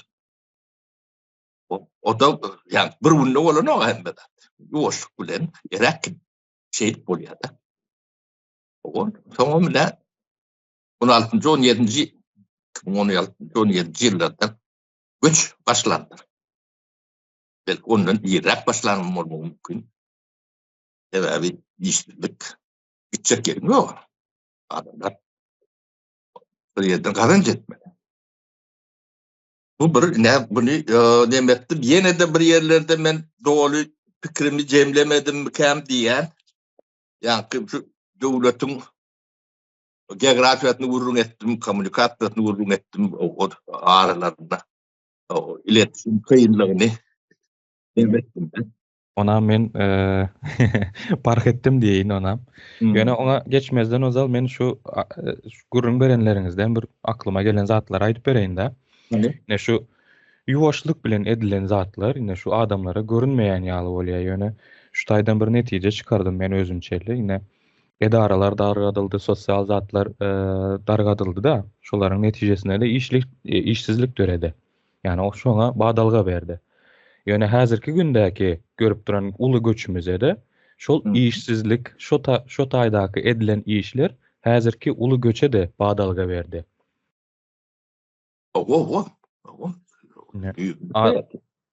Alımlaryň şu geçirýän eksperimenti bar da, gurbagany gaýnar suw atsaň ılgap böküp çykýar diýe. Ýöne suwuny ýuwaş-ýuwaşdan gyzdyrsaň diýe şo taýda düşünmänem galýa şo taýda öl kalanyny diýe. Ne şu biziň hem ýagdaýymyz şoň ýaly boldy. Ýuwaş-ýuwaşdan dargadyldy. Ýöne muňy hiç kim parkyna baryp bilmedi. Şuň ýaly pikir. O şeýle bir yankı gurbakkan eksperimentini geçirtdirler. Ne şu yıkılan edaralar barada sanasanız sany gutarmaýar da şu ildeşlerimizin aklyna gelenlerine şu aşağıda yorumlar, komentariýalar bölümine yazsalar. O gemece farklıdır ki yaşap öğrendim. O bunu yazsalar fikir birinciden bir ýadyňyz täzelenir. O pikir ýerler, o tebäplerine bir normal demede bir doğru düşünüp başlarsınız. O doğru düşünüp tebäplerini bilen soňlar o adamlar ýap. O sorgulap başlarlar soň sözüde tid ýeterler. Tebäpini bilen sözüde tapylýar. O bu şeýle ikinci neme yankı dil we kommunikasiýa diýenden ben gemerde şol gebe wady. Ýa Türkmenistanyň geografik ýerleşigi ýa kommunikasiýon demäni özü kynlaşdyrýandyr. bizim yani tebligatımız Türkmenistan'ın 85-90% çöllür adam yaşamayan, nemet yaşamayan diye umulya. Bir son taşında yaşayanlar. Onun kommunikatı önemlidir. Yani kommunikatı olmasa şiveler dönüyor. Şol 20-25 yıl yani çerce ulen daha çoğunun arasında kommunikatı olmasa arasında perivot koyup buluşmalı oluyor. O dilin son orayalak demesi var. O Türkmenistan'ın demesinde Türk dil problemlerini ben dayıhana hem dilini hem medeniyetini hem tarihini vermeli ayıttım da. Bunun sebebi vardır. Bizim şu anki dil vereceğimiz nivomuz, plankamız bizi dine garip yaşamaya yeterli. Onu görüyorsunuz gelen oldu siz oğullarınızda varın. Türkmenistan'ın oğulları. Ben hemelim sozatlan demesini görkü diyendir. Oğulun arkitektura, mimari demesine teredim. Öçük, soluk, bir tipli, hiç mimari demesi yoktur. Bizim medeniyetimizden yani dilimizden. Onun yani biz dänün gurrun ettik de dänün oğullarının mimarisine seyrettim. Dillen in büyük demiş. Başka sebeplerken yönü dilini düzeltmen onu düzeltip olayanlar. O ýene dil baýlygy, pikir baýlygy diýdik-de. Ýöne şu taýda men öňüme çykan ýene bir zat bar. Şu halk maslahatynyň arkada diýip belleýän bir adamym bar. Şol arkadaňam ýazan, olaryň aýdyşy boýunça arkadaňam ýazan 20-22 kitaplary bar da. At bolsun, it bolsun hemme zat barda ýazypdyr. Ömrümiň manysy diýe, o da ýetmändir, ömrümiň manysynyň dowamaty diýe. Dilimiz garip bolsa bu näde bu munça kitap çykaryp bilýärler? Bolar yana kitabı biliyorlar ama kitap onlar. Yani dil baýlygy diýip bunu deýle düşünmeli değildir. Ne İngiliz dili vardır. Seyredin. Angliya, yani Büyük Britanya bolmasının esas sebepleri dildir. Şunam Büyük Britanya, Angliya yani ılımda, bilimde, yemede dile üns verşiyalık başka devletlerin hiçbiri onlarla üns veriyenlerdir. Yani dil birinci demede geliyendir. Dil bir canlı, dinamik, gelişip duran bir canlı bir zattır. Dil gelişmesini koysa milleti bile yani tozdur yani. Men näme üçin şu kitabı näme üçin şu kitaplary agzadym, meni azrak aýdaýyn. Ine dini kitaplarım bardır. Şonu da ulanýan bir dil bardır. Inde diňe şu dini kitaplary öwrenip hiç kili açyş eden alym ýokdur. Inde bizde de dilimiz baý diýip görkezilmek isleýän bir sahna gurulýar da, men görüşüm boýunça. Ine bir giden kitaplar döretdik, ine şunýaly zatlar we dilimiz baý diýip özleriçe bir öwünere bir zat esas taýarlanan bolmaly da. Ýöne ösüş üçin dili geliştirmek gerek. Dil canlı bir nemedir. Ine gelişmeýänle nämelik näme bolýandy men ýa oğullarymyzda seyredin diýdiň. Bizim oğullarymyzyň ýaşama tarzı, medeniyeti diýip aýdaýyn. O taýda medeniyet ne derecede bu neme gawat gelýär. Yani bir dünya bağıp aya uydurup bilecek şu zamana etiketi, estetiketi demeti bilen bilim dilimiz kovu yaşamağa, kovu yaşayışı dil bilen tarif etmeyle de yetersiz yeriyede. Mimarısına bir kırada koydu. Yani adam yalak ben ada erkin kovu yaşayan deyip şunu bir tarif etmeli olsa bizim dilimiz şuna yetersiz. Bu diyeme bu bir büyük devlet dilimiz şonalak yönü o devlet dillen kopuk dillerimiz var adı. Paravan yani var ha kerkinal o onun dili var. O ni şu dille bilmiş var mı ne? Soru yoktur. Şu dille açış edip bolyan mı? Ya eter okap bilýäňiz mi? Eter ýazyp bilýäňiz mi? Ýazylyp bilýän. Onuň hat erberdi. Ne çağa dogulanyň ýa-ni bir özüni toparlaýança, kämillik demetini ýetýänçe belli nemede alyp bilýän o köp zada açyk beýniniň plastilinýala kabul edýän döwürleri bolýar-da. Şu döwürlerde şu çağa yeterlik derecede bilgi, informasiya verilmeli. Yani Arap diline, Arapça öz başına dilli pada edeli. Şol informasiyanı şolary berip bolýar.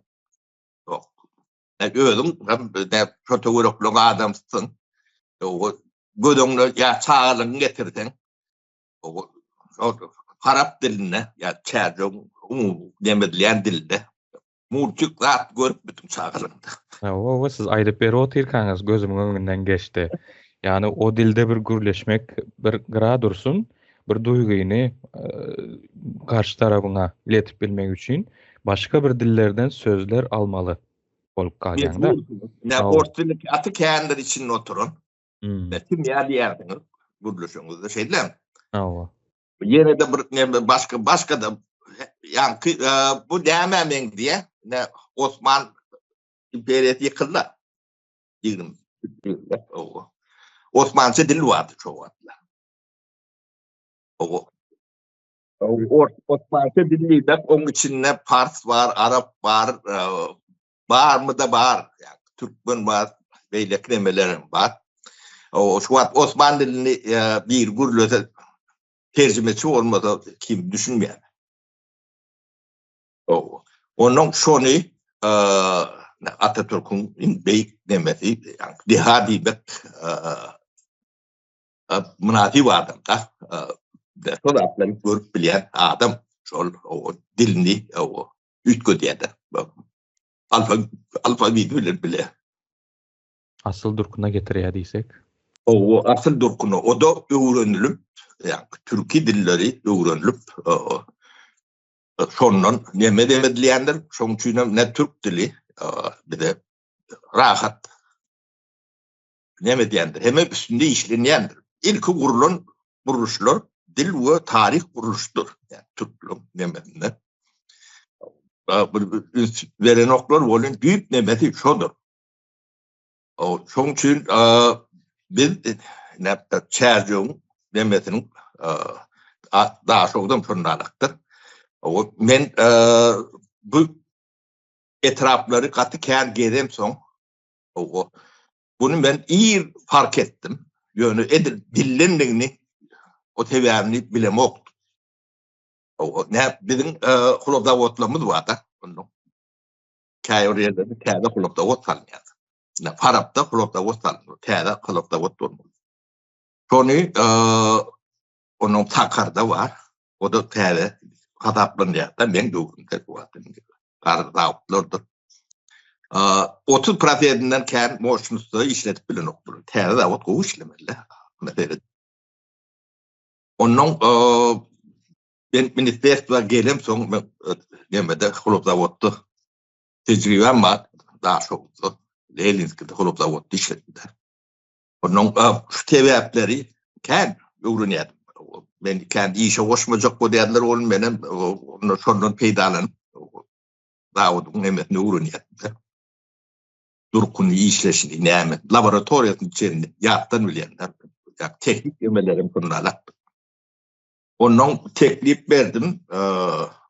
Bir revizya gidip gelip soň. Yani bir şu döwürlerde oňadan beýdip aýdyp bilen ýoktuk. O kriz management diýilen ýalak nämäni. O yani ministerstwan ýa-da beýle kulop zawodlardan alyp bilýär. O iň gowy her hünärden spesialistlerden bir komanda edip şolar ýalak yani moşnda çykyp bilmeýän zawodlarda barıp o gerek bolsa 3 ay, 2 ay, 1 ay onu känem mod bilýär. Şo taýp barıp çöküp şo zawody dolu elimde alyp şonu 80-90-100% çykýança şonu hem adamlary öwredýär hem biraz galýar edýär zawody. O ben tecrübem Takarda, Tayyat'tan var onu bilarlyň kulop zawodunda. O çok büyüğünde dil ýatyr. Biz onu öwredýär näme diýär, ol çok deme çykýar.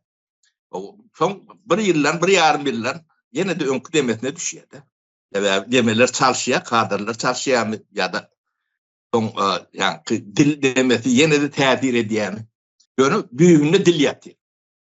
Ýöne dilin normal yerine netice dağıdınalın, kaka dağıdınalın o 100%'den yukarı moşnut işleyen. Adamlar indi ýalňyş düşünüşmezlik bolmasın, adama erýär diýmesinler. Yok, onun değil. Yani, yok. Men aýtjak zadym ine şu taýda. Normal ýerinde diýeniňiz bir standart düzeyinde diýeli. Bu dilin standartlaşdyrylan bir ýerinde. Mysal üçin sizin aýdyp geçen, agzap geçen yerlerinizde bir standart dil yok. Özbek diýip özbegem däl, türkmen diýip türkmenem däl o taýda. Ýöne standart bir seviýeye getirilende dil, ene şonda işläp bilýär diýeli. Bolmasa şol bir adamlar şol bir am derýän tuğny. Hiç bir adamlar hemmesine. Ýöne ne dili vermeli ýerimizde dili ýa-ni özök dilem bolan dildir. Yani dilin näçe kän bilinde, demem kän diller bir ýerik üýüşdi. Bu ulanyp bilden bu baýlykdyr. Yani ulanyp bilmeden tertine ýankyýalyk bir atertatyn nemesi bar. Soň onuň başga diller içine girýär. O seni özbek düşünen nokta sen özbek bolsaň, şu Farawyň diline Özbekistan'daki özbekler düşünendir diye. Ya da Dänowdaky gürleşilýän dili özbekler düşünen o. Düşünde de doğruluk bilen düşünýär. Ondan ýanky sağa ötünne o almaly informasiýasyny dogry şekilde alyp bilen. O Türkmenistanyň umumy döwlet diline de o zatlar eksik.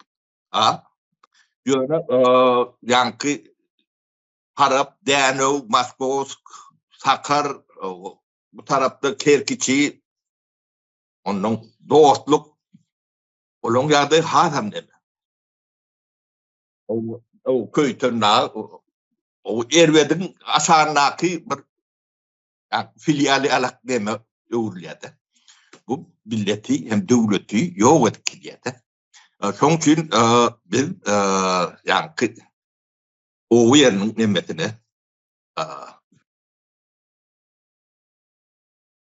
dilinem, yerinem, medeniýetinem, taryhynem aýtyp bermeliler. Ol ýanky bizim daýhanymyz diýip bilen oklarda, şu problemler aýdamda bizim daýhanymyzy biz taýyp çykaly, eýe çykaly diýen türkmeni göremokda. Onu görmemse onun men daýhanym diýmeli. Derejä etdim de men daýhanymyň arkasynda. Bulary Yani bu derecede saklatan bizim milletimiz yok olup gitmeli. O gidecek yeri yok sebebi yurdun iyiyeti şu. Hanım ki. Sen 70% cahil sakla. O ötüşün iyi de barbanı doğru demekçe. O üstün diyenlerim ne verdim Muhammed ötün adam deyip hata etti de.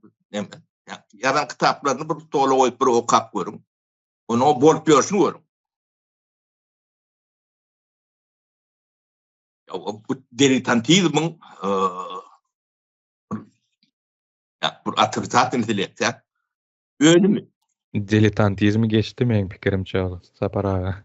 İdiotizme doğru gidip bar ya. O bunlarla. O ne ya dine marştıran oluyorlar.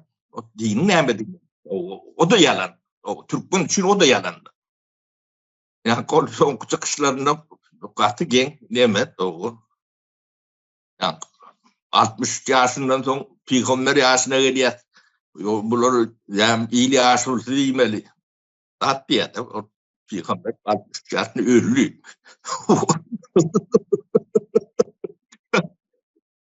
Men dinçi olmasam neme olmasam şu zatları gön kulağım ketiydi.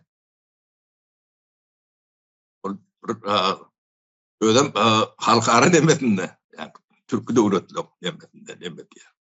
O biz o yani Türk devletleri demedinde yani alfabeti kabul ettiler de. Biz bunu ollumolur doğru da hatta bir onun biz dilimizi yani üstünde işlemeliler. Onu tereden Amerikan açıp görmedi Antarktik derler. Biz Türkiye dilin üstünde işliye Türk dili bayağı gelişen üstünde işlenenini bildiriyorlar. Sebebi kuruluşlar var, kurumalar var. Dinamik katını hareketini taklap, tempini taklap görür. O yani doğru baka verilmeli rahatlardır. Bu dilimiz bilen yani oğlumuza bu orta bilmeyecekti. Yani o mimarına yüzünüzü çekerine şoğuna seyretseniz o başka da aktarıdan öğüt görmem. Yani dilinizdendir. Dilim size medeniyetin, nimetini veriyordu. O bir ondan yani biz Cumhuriyet kuruluşundan yüz döndürümüzde yani Cumhuriyet kuruluşunun içinde yani devlet kuruluşunun gidecek şahaları vardır. Yerli yönetim değil de o yerli yönetimin 10 tane 9 tane bir esas cevap vermeli demesi vardır. Çok içinde bir yere yani o var mimarsıdır. O şu vuruluşun ruhsatı o hiç yerde hiç ili kuruluşuk işi edilmeliler. Yer üyedin kolunda. Şol tatbik etmelidir. Yani mimari dokusunu şolardan sorulmalılar. O taygan bilgili, yetenekli, düşünen adamlar gerektir. Yani dili, yeki Türkmen dili bilen mimar bolup bolan o. Türkmen dili bilen mimar bolup bolayan nedir? Yani bizim terminologiyamızdan yetken nedir? Mimar bolup.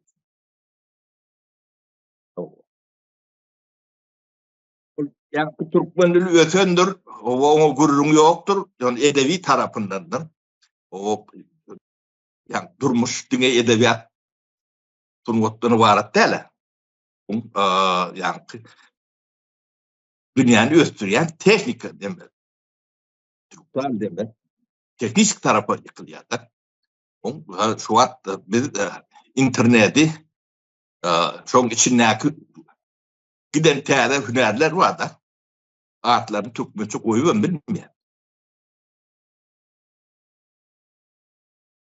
Uğurları ya da o programın yani dili radar büyünür başka nemede. O biz şunun için dilimize üns vermelidir. Onu da her adımda haydi epizoda seyretip görünüp durundur. Yani harazını ovan içinde kurun çağalçı var. Yani ne son kurma için etrafın o arkitektur yani mimari bölüm var da bolmalı var. O son tatbikli masa son bilmeli değil bolmalı. Olmasa başkaça o vaanı ağlı dönür. O vaanı görür ya değil. Ne şekil vardır, ne renk vardır, ne bir çekiciliği vardır. Senin o tadı sağa yetiştiriyen. Etikatı yine burada atıp olmaz mı? Yolunuz, tatuarınız, kölüğeniz, pakçağınız, dincaları yalak yeriniz, yine şonu mengdeş dağıtlanız. Yerli kuruluşlar etmedi. Yani Cumhuriyeti siz yıkan soğunuz, nefes atların arasından yok olup gidiyor. O sizin durmuşunuz cehenneme uğurluyor da soğunuz. Onun o taydan kaçıp Amerika çıkıp gidiyorsunuz. Türkiye'ye kaçıyorsunuz, ortaya kaçıp gidiyorsunuz. Uğurlap, sulak kaçan haydi, yönü çörüm tapman kaçıp giden haydi. Soruyor ya la. Kime de yaşatıyorsun? Ne Sapar şu Dilbarada gowy düşündirip geçdiňiz de bunu bu barada aýratyn bir çykyş etsek hem bolýar. Yani bayağı bir uzadı gurrun deşliğimiz hazır. Ne şu hazırki aýdanlarymızdan adamlar bir zatlar düşünendir diýip umyt edýän. Hazır şu gurrunuzun arasında bir zat aýdyp geçdiňiz de. O şoňa ruhsat bermeli däl diýýäňiz. Ýöne men ýene bir tema geçeýin men. Ruhsat bermeli däl. Bizde 10 ýaly arhitekturny bölüm bolmasa-da käbir adamlar öz başyna edip bilen ýoklar, gorkuz ýalar. Bir zat açan ýagdaýynda da hökman üstüne çöz iş edýärler. Ine sen bu taýyň bu zat bolan ýok, bu taýy bu zat bolan ýok diýip hökman polisidir, başgasydyr üstüne gelip çökkendir. Ne şu taýda şundan indi men gorku biznesi barada bir düşündirip geçseňiz diýen de. Gat o demen üstüne açtın. Yani devlet kuruluşu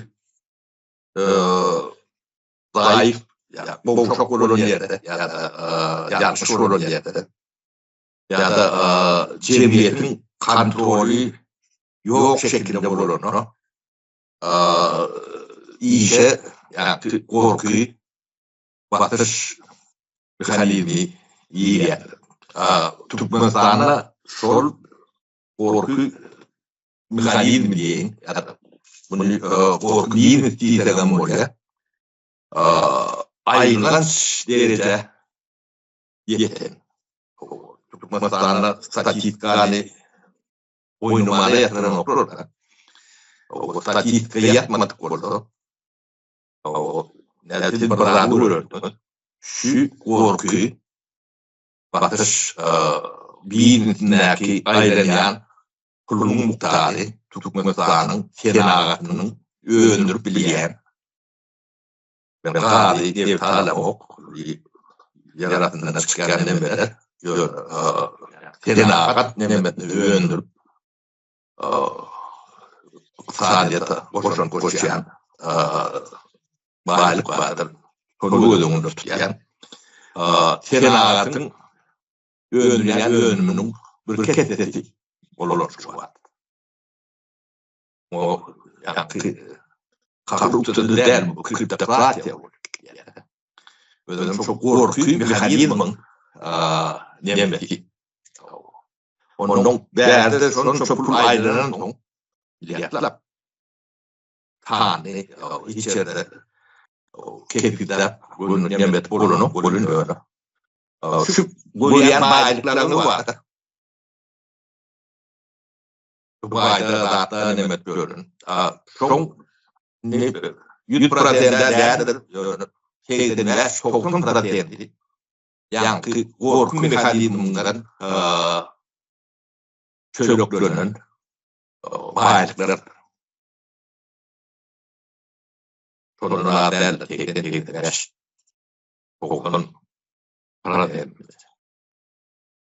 Onun şuraya ayrı tukan bunu parası alın. O tutmaktan kurun diyebilirim şu. Bu da soru oldu. Hem için yaşaya diye tutmak rejimi şu yağdaydı. Hayda pul yatıyor. O hiç adam önleyenler. Ya prokuror burada önleyen. Ya ulayın hakimi, etrafın hakimi, arsını burada önleyen. Soru oldu. Ya türmen yani yemeleri, hakçıları. Onu türmen eret koyun. Baştakilerde bu hat böyle ketiriyedi.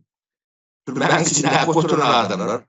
İki diplomlu, doktor, profesör, o yere şuraya kandidatına yok bilimli adamlar türmen içinde oturuyor. Onun saklayan sümüklü, soğustu, cahil, protokol tülmüşü. Onun en atasını kısa koyup soğun koyuyarak hayda da şehitlerini cehenneme dolu dördü. Onun içinde kâvinin kullanmak için ayrı tizi cayacağı durup verip ortaydan demedi.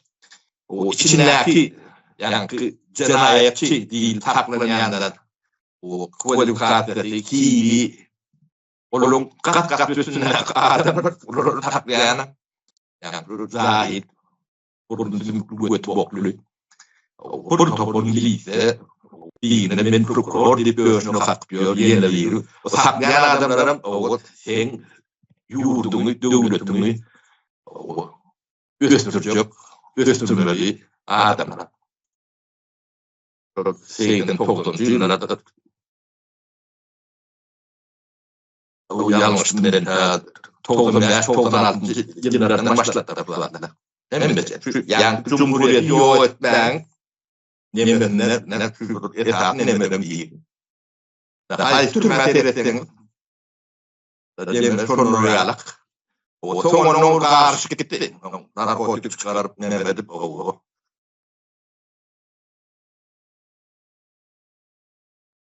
Yağdaylandık şeyde o Türkmenistan yönü önünden bu yağdaya gelen nedir?